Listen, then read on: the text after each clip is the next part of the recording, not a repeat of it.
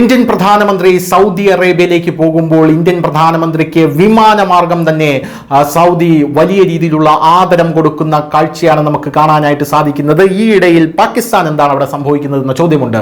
പാകിസ്ഥാന്റെ റിപ്പോർട്ടുകൾ പരിശോധിക്കുകയാണെങ്കിൽ പാകിസ്ഥാനികൾക്ക് സൗദി അറേബ്യ വിസ നിഷേധിച്ചിരിക്കുന്നു എന്ന് നേരത്തെ തന്നെ വാർത്ത വന്നതാണ്. ഈ ഹജ്ജിന്റെ തീർത്ഥാടനവുമായി ബന്ധപ്പെട്ട് എന്തിനാണ് വിസ നിഷേധിച്ചത് എന്ന് ചോദിക്കുകയാണെങ്കിൽ പാകിസ്ഥാനികൾ ഹജ്ജ് തീർത്ഥാടകരായി അവിടെ എത്തുകയും പിന്നീട് യാചകരായി മാറുന്ന കാഴ്ചയാണ് കാണാൻ സാധിക്കുന്നത്. തീർത്ഥാടനവും നടത്തില്ല.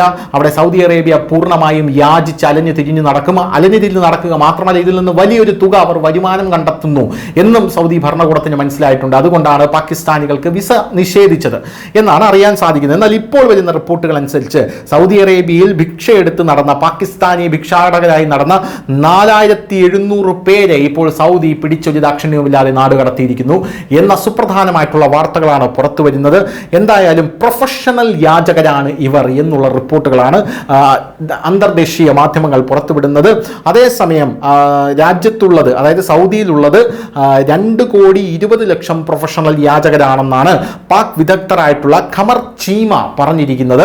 ഇവരെ എല്ലാം എങ്ങനെയാണ് പിടിച്ച് പുറത്താക്കുക എന്നായിരിക്കും സൗദി ഇപ്പോൾ ആലോചിക്കുന്നത്. പോരാത്തതിന് 42 ബില്യൺ പാകിസ്ഥാൻ രൂപയാണ് അവിടെ നിന്നും യാചകർ സമ്പാദിക്കുന്നത് എന്നുള്ള ഞെട്ടിക്കുന്ന റിപ്പോർട്ടുകളാണ് ഇപ്പോൾ പുറത്തു വന്നിരിക്കുന്നത്. അതായത് സൗദിയിൽ നിന്ന് മാത്രം ഈ യാചകർ സമ്പാദിക്കുന്നത് 42 ബില്യൺ പാകിസ്ഥാൻ രൂപയാണ് എന്നുള്ളതാണ് പ്രധാനപ്പെട്ട കാര്യം.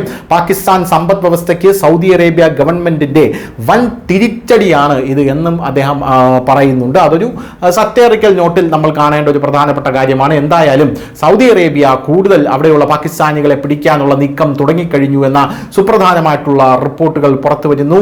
യാചകരായിട്ട് ഇനി പാകിസ്ഥാനികൾക്ക് സൗദിയിൽ പ്രവേശനമില്ല, അല്ലാതെ ഇനി പ്രവേശിപ്പിക്കുമോ എന്നും നമുക്ക് കണ്ടു തന്നെ അറിയേണ്ടി വരും. News desk news India Malayalam.